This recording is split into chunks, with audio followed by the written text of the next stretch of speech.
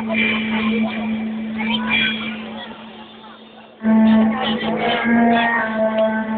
mag-Disyembre, tuwing lalaot ang maestro, nagugulantang ang buong sitio.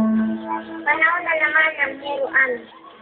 At gaya ng dati, lahat ng pamilya nagdarasal na makuha ang anak nila para sa taunang ekspedisyon sakay ng malawigan ng Korea.